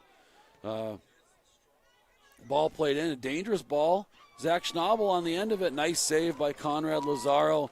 Great opportunity there, and out for a corner kick. So now the Rails get an opportunity on the corner of their own here. Grand Rapids game, early on they had 3 good corners. 2 of them headed over the bar, and one hit right directly at the keeper. It could have been a difference in the game here. So, they gave up one on the corner. Maybe they can get one back on the corner, hopefully here. We'd like that. Reese Pinney taking the corner here for the Rails. He'll play it in. Nice ball in. Keeper comes out. Looks like we've got another corner. Keeper came out, and I think he punched away. Either he punched it away or the player on the post, number 16, Lucas Main, headed that out. One of those two put the ball out of play, but good, well-driven ball in. Corner kicks, a lot of times people think you want to float it in there, but the best corners are the ones that are driven. If you can drive it in, chest high, those are hard for the keeper to come out and get, hard for players to deal with. That ball played in low, and number 44, who is our goal scorer for the Hunters, just played that up. And now the one dangerous thing about bringing all your defenders forward is you create potential opportunities. And here you go, an opportunity. Great save by Colin Aho. But unfortunately, the rebound is put in by the Hunters. Goal scored, I think, by number 7.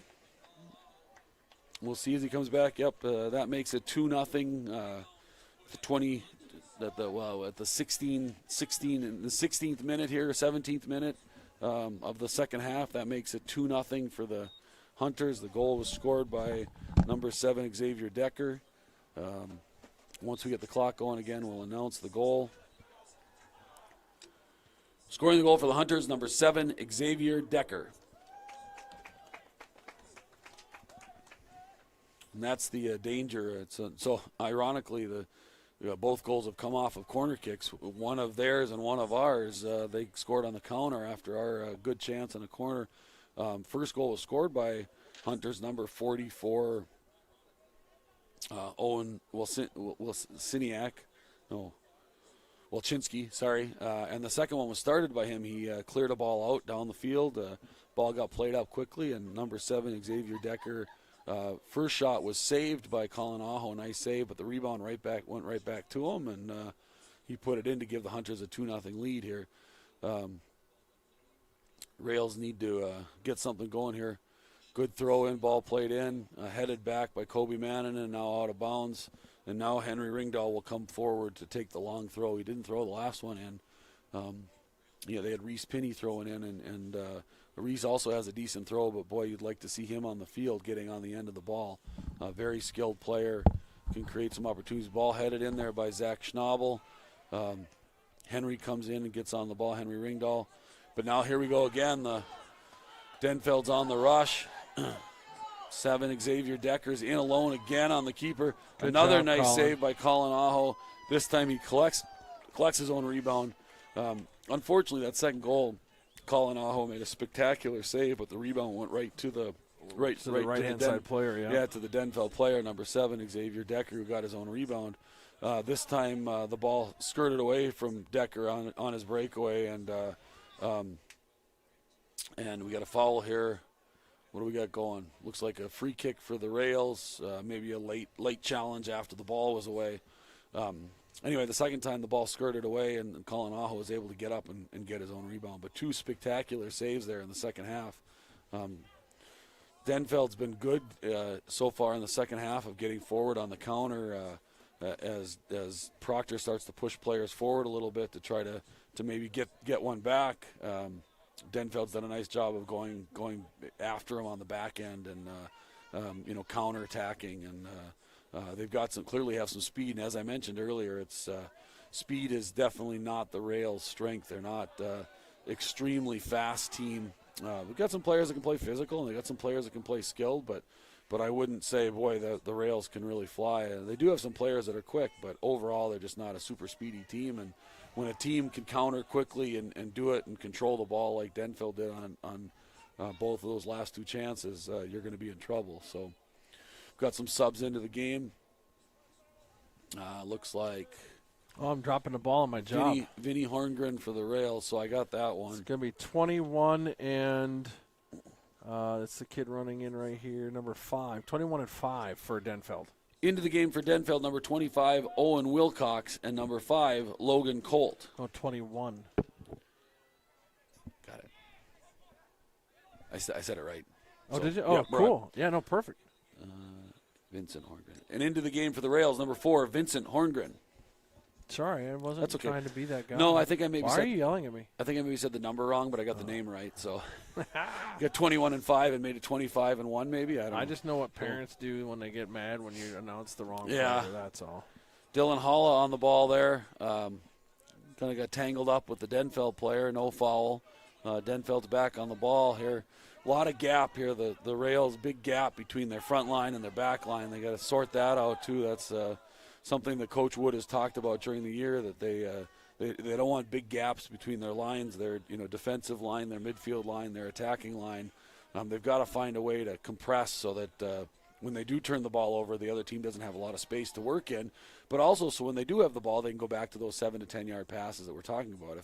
If there's 30 yards of space between your lines of attack, it's really hard to possess the ball and play those short passes. And so something that's kind of plagued the Rails at times during the season is those big gaps between their lines.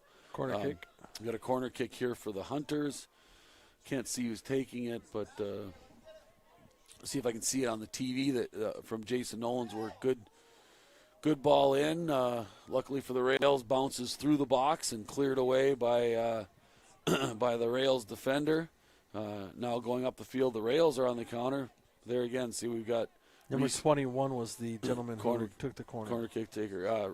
Again, we had a situation where the Rails were coming up the field, but Reese Pinney turns his back and starts running, looking for a long ball instead of maybe checking back and looking for a pass to his feet.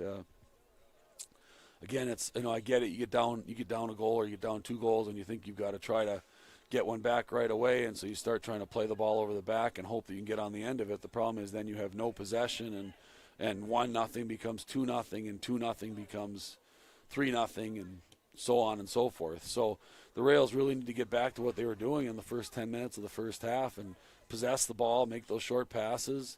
Hopefully it leads to some opportunities. But right now it's Denfeld's been on the ball a lot and been able to create some dangerous stuff here in the last 10 minutes after I felt like the first 10 minutes of the half was mainly the Rails, even though the score didn't indicate that. Throwing in the corner there for the Hunters. Ball won by Dylan Holla. Dylan Holla's, talk about multi-sport athletes, he's also a hockey player, and he plays soccer a bit like a hockey player, very physical. Not dirty and not out of control, but just physical. But uses his body well. He knows how to protect the ball when he has it. Knows how to win the ball. When the other team has it. So it's definitely something you notice. With certain players, they're smart and they use some of those skills from their other sport into the sport, into soccer. So. And he's got an amazingly cute new puppy. Yes, he does. I'm just telling Absolutely. you, Bauer is absolutely adorable. Looks like. Jake Amendola enters the game here for the Rails. You'd be right. Entering the game for the Rails, number 1, Jake Amendola. A.J. Riles there playing right back. He's been playing left back most of the game, but they've been doing this a lot during the season. When Vinny Horngren comes into the game, A.J. moves from left back to right back. Neither one is naturally left-footed, so I guess they think A.J. Riles does some good. So, chance for Dylan Holla. Played the ball in. Great save. Can they finish? Oh, 2 big saves by Conrad Lazaro, the Hunters keeper. Not a hard shot by Dylan Hall, but a well-placed shot headed for the corner, and the keeper dives across and makes a great save. Right after that, chance for, I couldn't tell who it was, if it was Reese Pinney or if it was Jake Amendola, but 2 good opportunities right there, point blank. Weren't able to put it away, but now the Rails have a corner kick, and maybe they'll get an opportunity off the corner kick. Ball played in off the corner. Cleared away by the Hunters. Henry Ringdahl up from his defensive position. Now he's on the ball. He's going to serve a ball in. Denfeld Hunters, number 44, played the ball back, and now it's the Rails are back on it. Throw in for the Rails here out of bounds. Couple good opportunities, but Rails unable to finish. It's kind of been, the first half was kind of blah, 4 or 5 good opportunities. Oh, ball across. Goal! Got a goal for the Rails. Scoring the goal is Jake Amendola. Great ball played in across by, couldn't tell who played it in the first ball, but then, thank you. Yep. But then Dylan Holla played it back across, and the goal was scored by Jake Amendola. Who's entering the game there? I'll tell you here. You've got number 10 and number 7. Entering the game for the Hunters, number 7, Xavier Decker, and number 10, Nick Budney.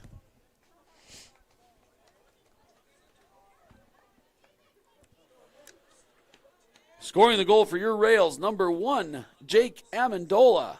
He gets an assist on the goal from number 9, Dylan Holla. That's Amendola from Holla. Clock. I was waiting a little bit because I was late in stopping it, so trying to give the Rails back the extra 10 seconds that I stole from them. I got you. So it's just I'm trying to remember to do it myself, so I figure, with this whole double dipping, trying to do everything. Oh, dangerous ball in, but looks like Kalanaho's on the end of it there. Yeah, we got to help each other out, right? Yeah. So tell me this: what decides whether Aho kicks it out or throws it out? It's his choice, really. He decides what he sees. It. Obviously, you want to keep possession. You don't want to just punt it to nobody, right? So. Typically when you punt it, it's what they call a 50-50 ball, which means it's 50% chance you're going to win it, 50% chance the other team's going to win it. Where throws are a lot more accurate. Potentially there's opportunities there to play it to someone's feet. So really it's a keeper's decision. It's starting your offense.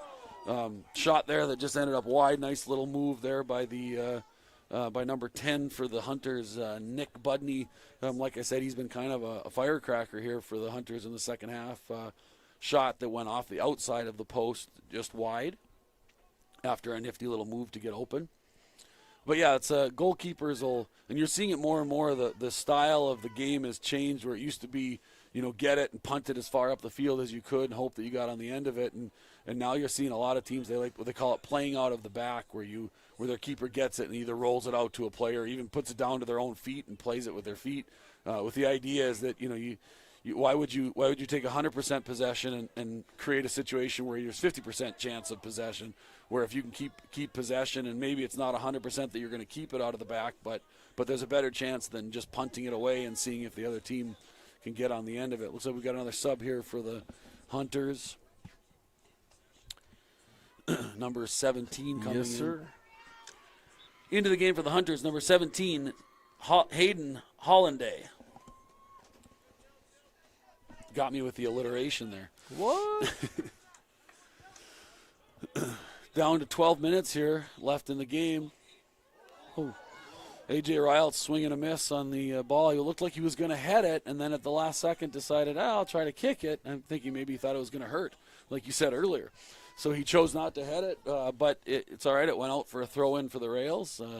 Nothing lost there. So what happened with, and not to to take away from this, but I was head of security for the Minnesota Thunder for a long ways back. Back when they won the A-League championship in -- Yep. My question is back then, they were starting to they were wearing all these headgears. Okay, yeah. Where did that go to? Is that out for throw-in? Well, they were called the full 90s, and the idea was they were going to help prevent concussions. Right. But the reality is, unless you can put something between the brain and your skull, there's really no way to stop it. And what happened was absorbing, right? Right, and what happened was there wasn't a ton of research out on those on the devices or the headgear or whatever. And, a couple players started wearing them even without all the research, and so other players said, "Oh, we'll wear them," and then the reality is that the science came out that they didn't really help. They might make it so it doesn't hurt as much when you hit a ball, but it did nothing to help with concussions. So, like a lot of other things, it was a fad that kind of went away. Once they realized there was no real benefit from preventing concussions, they stopped wearing them. Okay. Yeah, I just think about that as we watch these kids head the ball and we talk about concussions and things like that. I just remembered that, and I was just wondering why that went away. So thanks for that. Yeah, no problem. Yeah, there was a time we actually even at St. Scholastica for a bit we stocked them. We had a few that the athletic training staff could use, but then more science, more research came out, and there was no benefit to it. So very cool. Thank you. Mm-hmm. Boy, I tell you what, just about 10 minutes left here, second half. Terry Egerdahl Memorial Field. I'm Ted Kiefert, and over here, the knowledgeable one is Dave Riles. And again, want to thank you for coming in and helping out with this, Dave, because it really adds to what we do here. So thank you. Yeah, no problem. I enjoy being here. Obviously, big supporter, proud supporter of the Rails. Three sons that play sports in Proctor. So really enjoy being a part of it, and always fun to work with you, Ted. I wouldn't go that far. Well, at least it's always fun to work with you up here, and not always on a baseball field when you're the umpire or you're the opposing coach. But it's all right. Boy, it's been a long time since we've been opposing coaches. I say it's been a long time. It's been probably 6-7 years at least. It's been a long while. Well, it took you a while, but you finally came over here from the dark side, so good. I never had any problems with that anyway. It was just that's where my kid was at. Sure, I hear you. So good to have you in green instead of some of those other colors. But hey, by the way, I got some Hermantown sweatshirts for sale. You want to buy some? No. All right. I don't. No call. Oh, is he call? What's he calling? No, he is calling a penalty kick. Late call from a long ways away. We stopped the clock there, right? Yep. Okay. Clock stopped. No, I know you did, yeah. but I just wanted. I stopped it late. No. So late call from the official. He unfortunately made the call from about 60 yards away, which is never a good thing. You're basically guessing at that point most of the time. So unfortunately, the Rails give up a penalty kick and get a yellow card. Trying to see who the taker is for the number 3, which is Joe Eklund is taking the kick. We've got 9.5 minutes left here. Colin Aho in goal for the Rails. So now, isn't that? I mean, does he have to explain that to the head coach at all, or? I think he could. Obviously, if he asked, he could. The goal scored there by the Hunters, number 3, Joe Eklund off a penalty kick makes the score 3-1. Well taken kick. Colin Aho guessed at it and was wrong. Kind of went left a little and then fought back to the right and realized it was too late. Goal scored by number 3, Joe Eklund. Yeah, it's disappointing. Again, it might have been a penalty. It might not have. It's just always hard when the referee's trying. He's almost as far away from the call as we are. As you are, and right? I didn't know. Which is tough. Henry Ringdahl is having a discussion with him right now, and he's pointing to, I think, the spot where he was at on the field and questioning how he made that call. And the other thing is that you have they call the what used to be called linesmen. They're called assistant referees now, and the reason is over the years they've given them a lot more power, not power, but ability to be involved in making calls. They've really encouraged the center officials to have discussions with the assistant referees before they make critical calls like that. And unfortunately, in this situation, the center referee went straight to make the call and didn't check with his linesman, who was in a significantly better position. And again, I'm not saying it wasn't a foul. It could have been. It's hard in that situation. When you're trying to make a call from 60 yards away. It's think about that. That's like trying to make a call at home plate from the middle of center field. Right. Yeah. You are unfortunately somewhat guessing at that or point. Any of our calls from behind the mound at the upper levels this year. Yes. Yeah. Just because of always tough everything. With COVID this year, having to umpire games. I had to umpire. I don't do a lot of umpiring as it is, but I had to do a couple games from behind the mound at the upper level, 13, good high quality 13, 14-year-old, 15-year-old games. And boy, it was challenging, that's for sure. Oh, it was tough. Another good chance for the Rails on one end, and then the Denfeld Hunters counter and come the other way. Ball goes out of bounds. We've got a goal kick for the Rails and into the game for the Hunters. Is that number 5? Looks like number 5 coming in. Yes, sir. Into the game for the Hunters, number 5, Logan Colt. I think I missed Andrew Iles coming back into the game again. I'm going to be in trouble again for that one. I've now missed. You're the only one that brings it up. So it's like you want to get in trouble. No, trust me. I'm sure it's being noticed. It's being tallied. Speaking of AJ Riles, is she watching? Do you know? She's here tonight. So.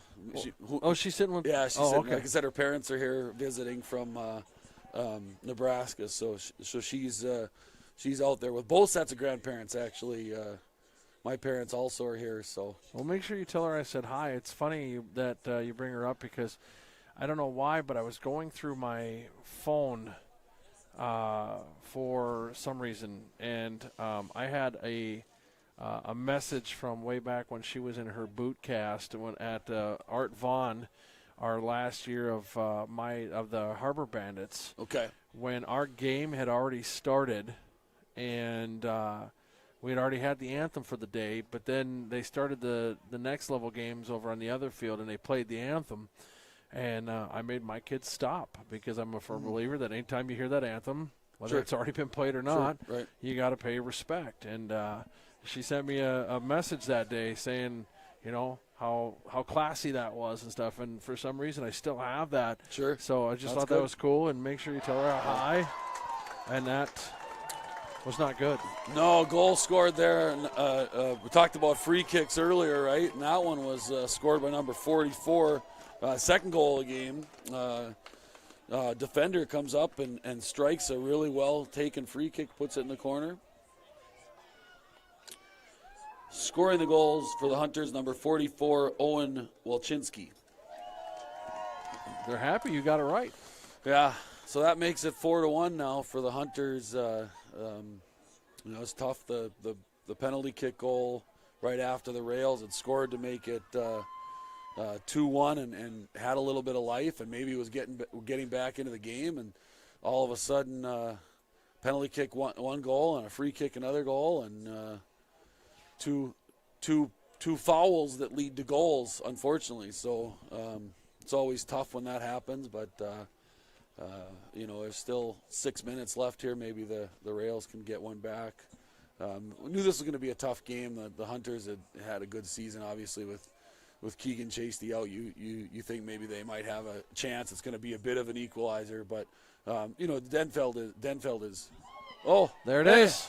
Another goal by Jake Amendola. So there we go. The Rails respond here after having only one goal for the first 60 minutes of the game. Now in the last 15, we've had 4. So exciting stuff here. Add the goal to the Rails total, and that's Jake Amendola's second goal of the game. So good finish by Jake. I mentioned earlier he was having a heck of a night on senior night. Well, putting the work rate in. Well, now he's getting rewarded with a couple of goals. Scoring his second goal of the game is number 1, Jake Amendola. And on the attack again is Denfeld. Corner kick given up there by Ethan Carlson. Under pressure, he played it out wide. So, well, the way the game's been going, either the Hunters will score on the corner or there'll be some sort of counter attack the other way. It's been kind of a back and forth. Like I said, the first half was pretty, other than maybe 2-3 chances each way, it was pretty kind of dull. Right. The second half's been a lot more exciting and also been a lot more scoring. So 6 goals here in the second half of play after a 0-0 halftime. It's not often you see a 4-2 score when the score was 0-0 at halftime. It's good. A lot of the field goal. A lot of the time, those games that are 0-0 at halftime either end 1-0 or 0-0 or 1-1. But for it to be 4-2 here with still time left, there's still enough time left for another goal or 2 to be scored here. Hopefully on the green side. Yeah. Do we play overtime in soccer? Usually they do. Unfortunately, in the COVID era, it's a tie. As we call it, it's a tie. We learned that at Hermantown. People were kind of waiting in the stands, expecting there to be overtime, and so I asked Coach Wood about it. He said, "Nope. In the COVID era, we don't play." You've got all kinds of stuff in baseball, right? You've got the good job. You've got the spitball era. You've got the raised mound era. You got the emery board era. Yep. You've got the steroid era. You've got all these different things, and now you've got the COVID era that's affecting all kinds of sports. And now, mind you, I know Phil Negro was the only one with the emery board, but at the same time, because it was here on our. Hey, there was more guys with the emery board. He was the only one that got caught. Yes. No flag, no foul, right? Right, exactly. It's like some of the guys with steroids who say they didn't use it. Just because they didn't get caught doesn't mean they didn't use it. Right. So. Because why'd their head get that big and they went through 4 helmet sizes? I'm just asking. I hear you. For a friend. Yeah. I still think. And people will disagree with me or argue with me, but Jim Thome, one of the all-time greats, played for the Twins for a little bit. Never even really any speculation that he was on steroids. He came in a lumberjack-sized human being and left a lumberjack-sized human being.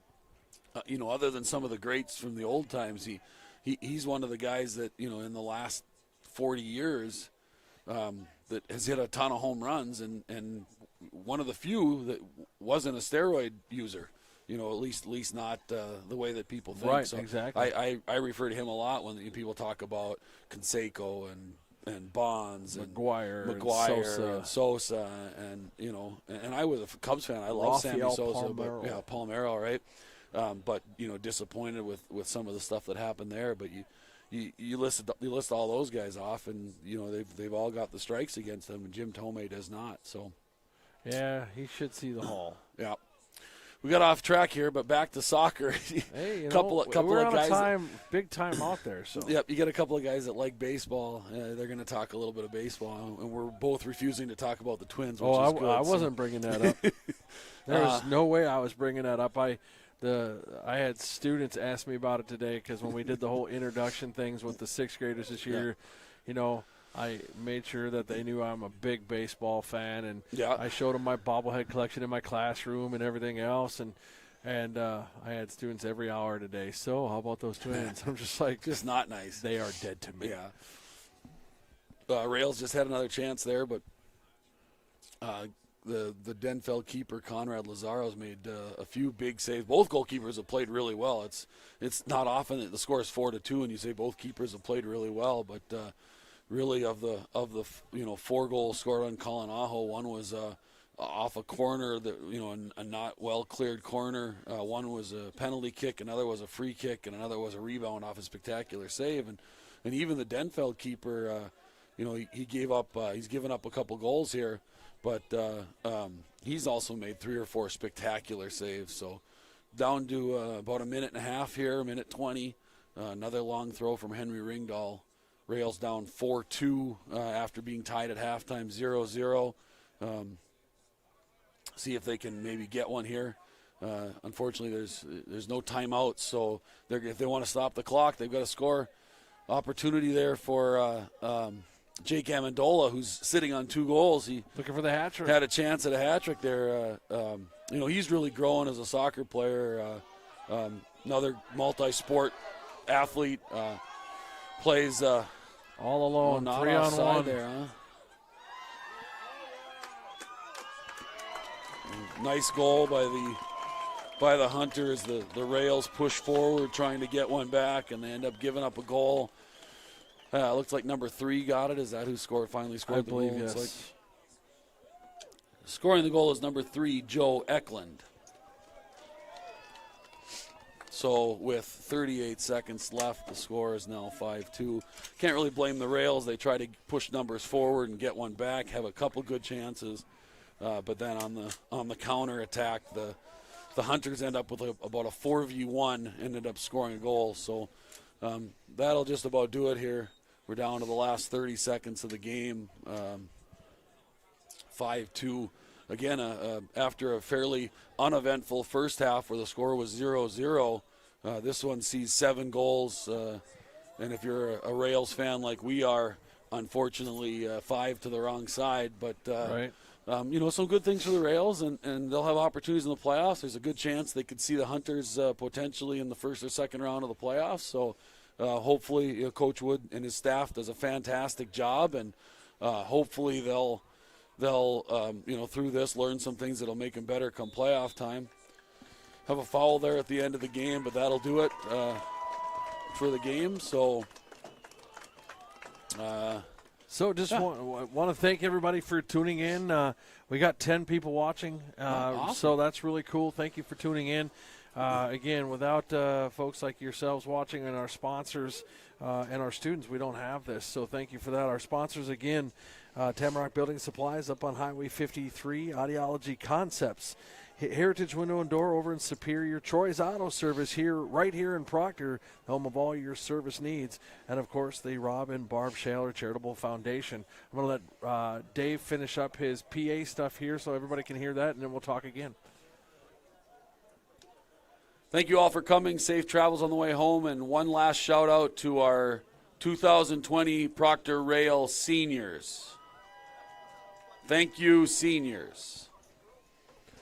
So, Coach, I want to thank you for being here. Thanks for helping out. I want to thank our sponsors. Jason Nolan did an amazing job tonight for his first shot on camera.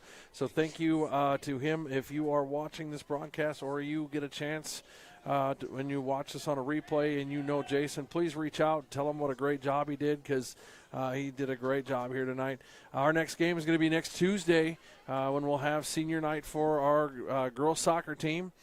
Please join us then. We'll be on the air about 10 minutes before. I'm not sure if that is a 7 o'clock game or not. Yeah, I don't know. But we will, now that we have internet over here, we'll get our RailsTv.org, which is our webpage for our broadcast schedule. We will get that updated, and so that you'll know what time that is, and also know for volleyball and football games. So please, RailsTv.org, go ahead, check that out. On behalf of myself and Dave and Jason, we want to thank you for joining us for tonight's broadcast here on Rails TV. Thank you for joining us here at Terry Eggerdall Memorial Field, where the final score is Duluth Denfeld 5, your Rails 2. Thanks for joining us. We'll see you next time. Thank you.